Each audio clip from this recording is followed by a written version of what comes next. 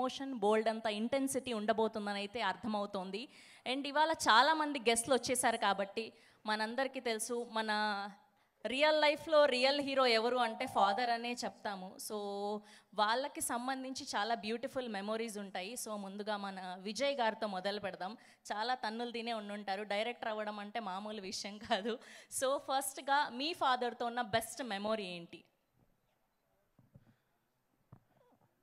అంటే ఒక మూమెంట్ అని చెప్పలేమండి. ఫాదర్తో నాకంటే ఎవ్రీడే నాకు ఎవ్రీ బెస్ట్ మూమెంట్. ఎందుకంటే నేను ఫస్ట్ ఇండస్ట్రీకి వెళ్తున్నప్పుడు చాలా అంటే భద్రాచలం చాలా రిమోట్ విలేజ్ నుంచి వచ్చాను అనమాట. నేను హైదరాబాద్ అంటే కూడా నాకు తెలియదు వచ్చే టైంకి. అసలు ఏమీ అడగకుండా ఎలా ఉంటా ఎలా బతుకుతుందో తెలియకుండా నేను డైరెక్టర్ అయ్యేంత వరకు నెలకి కావాల్సినంత శాలరీ పంపించి నన్ను సపోర్ట్ చేసి నిలబెట్టారు. అంటే ఆయనతో నాకు ఎవ్రీడే ఎవ్రీ మూమెంట్ కూడా అసలు నేను ఎప్పుడు మర్చిపోలేదు కూడా. Thank you. ఓకే, అలా స్వీట్గా మర్చిపోలేని మెమరీస్ ఓకే, బాగా తన్నులు తిని ఎప్పటికీ లైఫ్ లాంగ్ మర్చిపోలేని మూమెంట్ ఏంటి? పెద్దగా మా ఫాదర్ ఎప్పుడు తనలేదండి. మా బ్రదర్స్ అండ్ సిస్టర్స్ అందరినీ కూడా చాలా జాగ్రత్తగా చెప్పారు, మరి ఇది తప్పు నాన్న, ఇది ఇలా చేయాలి ఇలా చేయాలని. అంటే బొమ్మర్ల ఫాదర్కి చాలా క్వైట్ కాంట్రాస్ట్ ఫాదర్ మా ఫాదరు. అందువల్ల చాలా బెస్ట్ ఫాదర్ అని ఫీల్ అవుతాను. సో నైస్, థ్యాంక్ యూ అండి, thank you so much. Yes, ఇప్పుడు మోస్ట్ ట్రెండింగ్ మా సుడిగాలి సుధీర్ గారిని అడిగి తెలుసుకుందాం. ఎస్, సో స్వీటెస్ట్ మెమొరీ ఏంటి, మర్చిపోలేని మెమొరీ మీ ఫాదర్తో? ముందుగా అందరికీ హాయ్ అండి, ఇక్కడికి వచ్చేసిన వాళ్ళందరికీ. స్వీటెస్ట్ మెమరీ అంటే నా ఫస్ట్ ఇన్కమ్, నేను మ్యాజిక్ షో చేసినప్పుడు ఒక స్కూల్లోని నా చిన్నప్పుడు నటరాజ్ బాక్సెస్ ఉంటాయి, జామెట్రీ బాక్సెస్. సో దాంట్లో ఒక 93 రూపీస్ సంథింగ్ అలా వచ్చింది. సో అది తీసుకెళ్ళి ఆ మ్యాజిక్ షో అవ్వగానే మళ్ళీ రిక్షాకి కూడా డబ్బులు ఎందుకని నడుచుకుంటూ వెళ్ళి తీసుకెళ్ళి మా డాడీకి ఇచ్చామాట. So that's the sweetest memory I had with my dad. And మర్చిపోలేకుండా తన్నులు తిన్న మూమెంట్ ఏంటి? అవి చాలానే ఉన్నాయి. టాప్ వన్లోని సడన్గా గుర్తురావట్లేదు, ఎందుకంటే చాలా ఉన్నప్పుడు గుర్తురావు అన్నమాట, చేసే పనులు అలాంటివి కాబట్టి. సో చిన్నప్పుడు ఏదో ఇంట్లో అల్లరి చేయడం, తమ్ముడికి నాకు గొడవ అవడం ఇలాగా ఉన్నప్పుడు ఏదో మా డాడీ కొట్టడం, ఇంట్లోంచి వచ్చిన బయటికి వెళ్ళిపోవడం, మళ్ళీ రావడం, ఇలా ఐ మీన్ చాలా జరిగాయి. సో బట్ నాట్ అంటే రెగ్యులర్గా కొట్టడం అలాగైతే ఉండేది కాదన్నమాట. ఎప్పుడన్నా బాగా విపరీతమైన అల్లరి చేస్తే ఎప్పుడో ఒకటి ఉండేది, దట్స్ ఇట్, అంతా చేయలేదు. మీకున్న sweetest memory with your dad? చెప్తా, మన షోలో చెప్తా మీకు పర్సనల్గా. Okay, thank you so much. Yes, and ఇప్పుడు సుబ్బు గారిని అడిగి తెలుసుకుందాం. సో మీ ఫాదర్తో మీకున్న రిలేషన్ ఎలాంటిది అండ్ స్వీటెస్ట్ మెమొరీ ఏంటి? అంటే మా ఫాదర్ నా 4th క్లాస్లోనే చనిపోయారండి. మెమరీస్ తక్కువ ఉన్నాయి, మెమరీస్ తక్కువ ఉన్న వాటిలో ఏంటంటే ఎగ్జామ్ రిజల్ట్స్ వచ్చేటప్పుడు టెస్ట్ ఉండేది, చెస్ ఆడాలి, చెస్లో నువ్వు గెలిస్తేనే నీకు ఫస్ట్ వచ్చినట్టు, లేకపోతే రానట్టు, ఇలాంటి టెస్ట్లు ఎక్కువ ఉండేయండి. అవి స్వీటెస్ట్ అని చెప్పలేం కానీ ఎవ్రీ టైం ఒక ఛాలెంజ్లా ఉండేది. ఇప్పుడు తలుచుకుంటే అదే స్వీటెస్ట్ అనిపిస్తుంది. Thank you, yeah so sorry. Yes, and ఇప్పుడు మధు గారిని అడిగి తెలుసుకుందాం. మీరు నాకు చెప్పారు ఆల్రెడీ ఓన్లీ ఫోటో ఆప్కే పిలవండి అని, అయినా సరే మీరు మాట్లాడాల్సిందే. అదే మా ఫాదర్ది ఏంటంటే ఒకసారి అంటే మా చేసే వేషాలకి అన్నిటికీ ఒకరోజు మా మదర్తో మా సిస్టర్ నేను కూర్చుంటే, వాడు రేపు ఇంట్లో ఉంటే మాత్రం నీకు డైవర్స్ ఇచ్చేస్తా అని నాకు కనిపించకూడదు అన్నాడండి. అన్నాయంటే మా మదర్ నిజంగా భయపడి వాళ్ళ అక్కగారింటికి శ్రీకాకుళం పంపించాడు. 1 మంత్ అయింది, నాకు అక్కడ హ్యాపీగా ఉంది.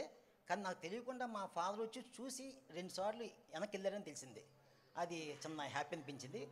నెక్స్ట్ ఒకరోజు గాజువాకులో చిన్న మంగళ షాప్లో చిన్న స్మోక్ చేద్దామని అగ్గిపెట్టి అడిగాను. ఇక్కడ మంగళ షాప్ కటింగ్ చేస్తున్నా అతనికి. ఆ చైర్లో ఎవరో ఒక వైట్ క్లాత్ కట్టి షేవింగ్ రాసి ఎవరికో షేవింగ్ చేస్తున్నారు అతను. ఇతనికి వెళ్ళి బాబాయ్ అగ్గిపెట్టి అని అగ్గిపెట్టి ఎంగితే అద్దంలో స్మోక్ దమ్ము అలా లాగి అలా వదిలితే ఆ ముసుగేసుకున్నది మా ఫాదరు. మొత్తం ఫుల్ రౌండ్ అయిందండి. అంతే అండి, థ్యాంక్ యూ అండి.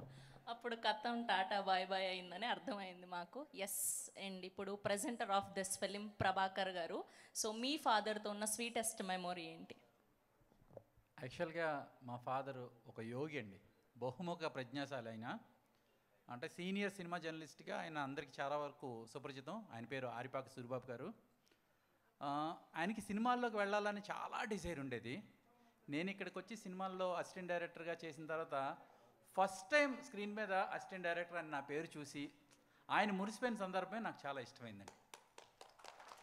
థ్యాంక్ యూ అండి, thank you so much. Yes, and ఇప్పుడు ఆల్ కెమెరాస్ ఫోకస్ హియర్. రెండు వచ్చేయండి ఇటు. అది ఈయన ఏది చేసినా ఈ మధ్య ప్రభంజనం అయిపోతుంది, ట్రెండింగ్ అయిపోతుంది. ఓకే పృథ్వీ గారు, సో మీ ఫాదర్తో మీకున్న రిలేషన్ ఎలాంటిది అండ్ స్వీటెస్ట్ మెమొరీ ఏంటి? డిస్క్లైమర్ ఏమైనా చెప్పమంటారా? ఇప్పుడు వద్దులేండి, మీకు అర్థమై ఉంటుంది ఆల్రెడీ. స్వీటెస్ట్ మెమరీ అంటే మాది ఇప్పుడు ఇక్కడ డైరెక్టర్ గారు ఉన్న ధనరాజు గారిది మాది ఒకే ఊరు, తాడేపల్లిగూడెం. స్వీటెస్ట్ మెమరీ ఏంటంటే ఎక్కువ మా నాన్నగారు రేలంగ్ గారితో, సీనియర్ యాక్టర్ రేలంగ్ గారు ఇంటి పక్కెళ్ళే మాది. అక్కడ వాళ్ళిద్దరికీ బాగా ఫ్రెండ్షిప్ ఉండేది. ఈ కొట్టటాలు అంటారు కదా, నేను 7th చదివేటప్పుడు అలా వచ్చి అక్కడ నిలబడి మీరు ఎలా యాక్ట్ చేస్తారండి, అంత సీరియస్గా ఉండి నవ్వుతారేంటి అని అడిగేవాడిని. ఇది ఆయన మా ఫాదర్ కలిసినప్పుడు చెప్పేవాడు, చితగొట్టేవారు. స్వీటెస్ట్ మెమరీ అంటే నేను డిగ్రీ మా ఊర్లో అసలు ఇటు ఎందుకు పనికిరాడు అన్నప్పుడు ఫస్ట్ క్లాస్లో పాస్ అయినాడు తాడేపల్లిగూడెం. తర్వాత ఎంఏ ఎకనామిక్స్ పాస్ అయ్యాను. తర్వాత ఆయన నో మోర్ ఆయన.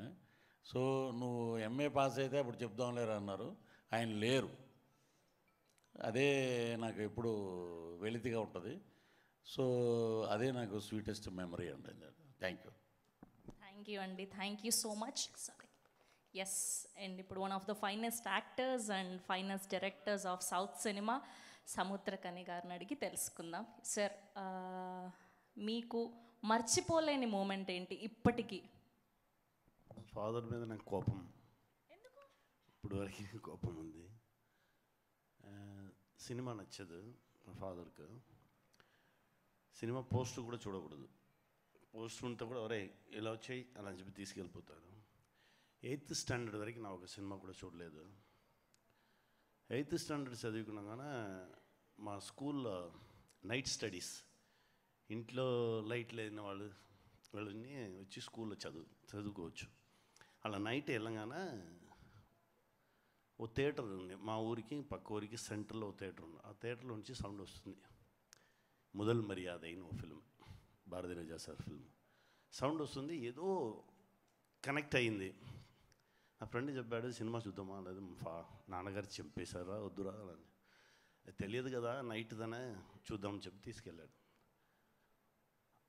వెయిటింగ్ ఫర్ మీ, నా కోసం వెయిట్ చేసుకుంది సినిమా. అప్పుడు ఆ డే లోపల వెళ్ళిన వాడదా డైలీ సినిమా చూడాలి. డబ్బు లేదంటే బయట పడుకుంటాను. బ్యాక్లో రాక్ ఉంది, ఆ రాక్లో పడుకుని డైలాగ్స్ మాత్రం వినేసి నైట్ 12:30 1కి సెకండ్ షో అయినా వెళ్ళిపోతా. తర్వాత Rajini sir movie Naan Sigappu Manithan film, ఆ ఫిల్మ్కి డబ్బు లేదు వెళ్ళడానికి, 40 పైసే 40 పైసే లేదు. థియేటర్లో ఒకే ఒక ప్రొజెక్టర్ 3-4 టైమ్స్ ఇంట్రోల్ వచ్చు. అప్పుడు ఆ ఒక ప్రొజెక్టర్ కోసం ఇంట్రోల్కి ముందు ఓ ఇంట్రోల్ వచ్చు, తర్వాత ఓ ఇంట్రోల్ వచ్చు. ఆ ఇంట్రోల్లో మురుకు తెలుసా మీకు? ఆ మురుకులు సేల్ చేయాలి. ఆ లోపల ఉన్న షాప్లో తీసుకొని వాళ్ళు ఒక పెద్ద ట్రేలు ఇస్తారు. ఆ ట్రే వచ్చి తీసుకుని వెళ్ళి ఆ ఇంట్రోల్ ఆ గ్యాప్లో 5 మినిట్స్లో మనం అప్పుడు ఫ్రీగా ఫిల్మ్ చూడవచ్చు. ఇది మా నాన్నకు తెలిసి మా నాన్నగారు వచ్చి ఆ ఇంట్రోల్లో ఆ డార్క్లో నా ట్రేతో వెళ్ళగానే థియేటర్లో చేసింగ్ జరుగుతుంది. నన్ను తీసుకొచ్చి లిటరల్గా నా హెడ్ కింద లెగ్ పైన కట్టేశారు. కట్టేసి కొట్టడం, కొట్టేసి మా మదర్ వచ్చి ఫైట్ చేసి తర్వాత దింపారు. దింపి స్ట్రైట్గా థియేటర్కి వచ్చేసాను. ఇలా జరిగింది 2 years కంటిన్యూస్గా మా నాన్నకు నాకు ఫైట్. తర్వాత నా 10th స్టాండర్డ్ చదవగానే 15 years నాకు అప్పుడు ఆఫ్ డ్రాయర్ వేసుకుని స్ట్రైట్గా చెన్నై వచ్చేసాను. ఏం చేయని తెలియదు, ఎక్కడ దిగాని తెలియదు, వచ్చేసాను. నా నాన్న అయిన తర్వాత తెలుస్తుంది మా నాన్నగారు ఫీలింగ్. ఓ 10 days నా చెన్నైలో ఉన్నాను. చెన్నైలో ఎలా జరిగింది ఆ ట్రావెలే, అప్పుడు ఉన్న గట్స్ ఇప్పుడు ఉందా అని తెలియట్లేదు. ఆ 10 days నాకు ఎక్కడ దిగాలని తెలియదు. వాడు కండక్టర్ అడిగారు ఎక్కడ దిగాలి, ఏదో ఒకటి చెప్పండి. అలా అంతా 4-5 places చెప్పి ఎల్ఐసి అని చెప్పారు. ఎల్ఐసి మనం ఆల్రెడీ విన్నేలా ఉంది, ఎల్ఐసిలో దింపండి అని చెప్పి దిగేశాను. దిగేసి అక్కడ ఓ మంచి ట్రావెల్ 1 week నా తీసుకొచ్చిన డబ్బులన్నీ అయిపోయింది. ఇప్పుడు నా ఎక్కడికి వెళ్ళిపోయాను తెలియట్లేదు. ఇప్పుడు తిరిగి వచ్చాను. తిరిగి ఊరు వచ్చాను. ఊరు వస్తే డేలో వెళ్తే అందరు చూస్తారు, మన చుట్టాలు ఉన్నారు కదా వాళ్ళలాగా శత్రువులు ఎవరు లేదు మనకి. డేలో వస్తే వీళ్ళందరూ చూస్తా అని చెప్పి సిటీలో వెయిట్ చేస్తున్నాను, నైట్ వెళ్తామని. నైట్ 10 o'clock తర్వాత వచ్చి ఇంట్లో వచ్చి డోర్ ఓపెన్ చేస్తే మా నాన్నగారు సైలెంట్గా ఉన్నారు, మా మదర్ కొట్టింది. ఈ 10 days మా నాన్నగారు టోటల్ చేంజ్ అయిపోయారు, ఏమో ఓ విషయం మారింది. మా మదర్ కొట్టింది, మదర్ నల్ల ఇచ్చేసి మా నాన్నగారు చెప్పారు, నీకు నాకు తెలియని విషయం ఏదో ఒకటి వాడు చేయాలని ట్రై చేశాడు, మనం ముడింతే అదా ముడ్డింజా సపోర్ట్ பண்ணுவோம், లేదంటే సైలెంట్గా ఉండిపోతాం, వాడు ఏదో ఒకటి చేయని, బట్ చదువుకురా అలా అని చెప్పారు. అది చాలా హ్యాపీ అయిపోయింది. మా నాన్నగారు ఇంత పెద్ద సపోర్ట్ చెప్పారు, మనం ఫిల్మ్కి వెళ్ళిపోవచ్చు, యాక్ట్ చేయొచ్చు. అలా సడన్గా ఇవన్నీ జరిగి 1 monthలో నాన్నగారు చచ్చిపోయారు. సడన్ హార్ట్ అటాక్ చచ్చిపోయారు. నాకు చాలా కోపం, నువ్వు నాకు సపోర్ట్ చేసి చెప్పావు కదా, నువ్వు నన్ను ఇలా వదిలేసి వెళ్ళిపోయావే అని చెప్పి ఇప్పుడు వరకు నాకు కోపం ఉంది. ఆ కోపంలో ఇది 21st మూవీ నా నాన్నగా చేసేది. ఒక్కొక్క టైం చెన్నైలో కష్టపడంగానే అసిస్టెంట్ డైరెక్టర్గా తిరగగానే ఒక స్ట్రగుల్ రాగానలా మా నాన్న ఉంటే నాకు ఏం చేసుకుంటూ సపోర్ట్ చేయించుకుంటాడు కదా, అలా నా మైండ్లో వచ్చుతూనే ఉండు. ఇప్పుడు వరకు నా నాన్నతో ఆ గొడవ కంటిన్యూగానే ఉంది. ఎప్పుడు చూస్తాను నా అదే అడుగుతా, నువ్వు ఉండాలి కదా, నువ్వు నాకు సపోర్ట్ చేసుకున్నాను కదా, నా చేయి పట్టుకున్నాను కదా, నువ్వు నాకు చేయలేదే అలానే పోయిందా, ఆ కోపం ఇప్పుడు వరకు ఉంది నాకు. సార్ ఆయన పైన నుంచి చూస్తూ ఉంటారు, మీరు ఇంత పెద్ద యాక్టర్ అయ్యారు, ఇంత పెద్ద డైరెక్టర్ అయ్యారు, అందరం సెలబ్రేట్ చేసుకుంటున్నాం మీ యొక్క యాక్టింగ్ని, మీ యొక్క డైరెక్షన్ని. ఫర్ షూర్గా ఆయన అంతకు మించి ఆనందపడుతూ ఉండుంటారు. We're so happy for you sir. Thank you so much. Yes, Dhanraj గారేరి, ఆయన ఎక్కడ వెళ్ళిపోయారు? ధనరాజ్ గారు రండి. పైన ఎక్కాక ఎలానో స్పీచ్ మాట్లాడతారు, అది ఓకే, అక్కడ ఎక్కాకే మాట్లాడతారంట ఆయన. Hello yeah. సో ఇలా అందరు ఫాదర్స్ గురించి చాలా అద్భుతమైన స్టోరీస్ తెలుసుకున్నాం. అండ్ ఇప్పుడు ఈ రామం రాఘవం యొక్క